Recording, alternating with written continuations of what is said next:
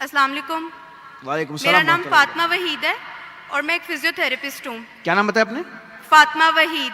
فاطمہ وحید جی پوچھیے. جی میرا سوال یہ ہے کہ اگر شیطان ہمیں اکساتا ہے ورگلاتا ہے گناہ کرنے کے لیے تو شیطان کو کون ورگلاتا ہے؟ بے شک ہر چیز اللہ کی مرضی اور اس کی ول پاور سے ہوتی ہے، تو شیطان کو کون ورگلا رہا ہے؟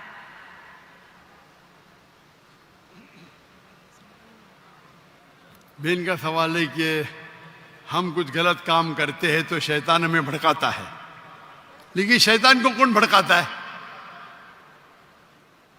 آپ قرآن مجید میں پڑھیں گے تو کئی جگہ ذکر ہے ابلیس کے بارے میں، اور تقریباً 7 جگہ قرآن میں لکھا ہے کہ اللہ نے ابلیس سے فرمایا کہ آپ سجدہ کرو. اللہ نے فرمایا انجل سے، اللہ نے ملائکہ سے فرمایا کہ آپ سجدہ کرو، سب نے سجدہ کیا الا ابلیس. اور پھر ہم جانتے قرآن مجید میں اس کا ذکر ہے کہ اللہ سبحانہ و تعالی ناراض ہوتے اور اسے کہتے کہ سزا دیں گے. تو ابلیس اللہ سے التجا کرتا ہے، ریکویسٹ کرتا ہے کہ مجھے رسپائٹ دو، میرے سزا کو ذرا دیر سے کرو، اور اگر آپ مجھے رسپائٹ دیں گے، رسپائٹ مطلب سزا کو دیر کریں گے، تو میں تمہارے بندوں کو بھڑکاؤں گا. تو اللہ تعالیٰ جواب دیتے سورہ بقرہ میں کہ آپ میرے بندوں کو بھڑکا ہی نہیں سکیں گے، جو میرے بندے نہیں ان کو بھڑکا سکیں گے لیکن میرے بندے کو بھڑکا نہیں سکیں گے. تو ابلیس اللہ کو چیلنج کرتا ہے، اور ہم جانتے ہیں کہ اللہ سبحانہ و تعالی ہمیشہ غالب ہوں گے. تو اس دنیا میں یہ ٹیسٹ ہے ہمارے لیے امتحان ہے کہ ہم اللہ کی بات مانتے کہ نہیں. تو قرآن مجید ہدایت کی کتاب ہے.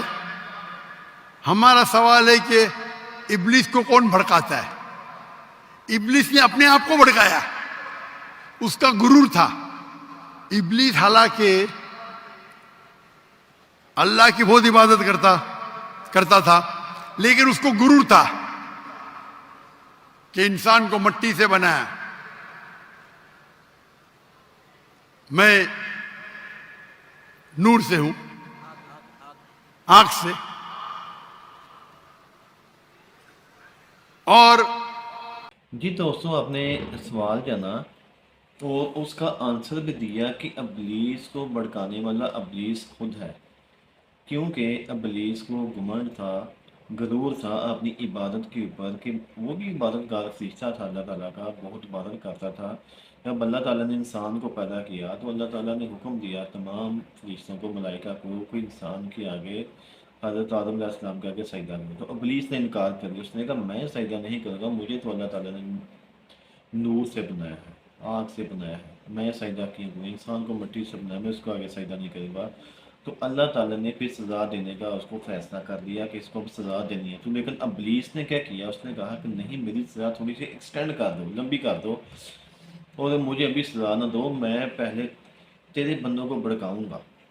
تو ابلیس نے اپنے آپ کو خود ہی بھڑکا لیا، اور اس نے اللہ تعالیٰ سے مہلت طلب کر لی کہ میں قیامت تک تیرے بندوں کو بھڑکاؤں گا. اللہ تعالیٰ نے کہا نہیں، ایسا نہیں ہو سکتا، تو میرے بندوں کو نہیں بھڑکا سکتا. جو میرے بندے ہوں گے وہ تیری باتوں سے نہیں بھڑکیں گے، جو میرے بندے نہیں ہوں گے تو اس ان کو بھڑکا سکتا ہے.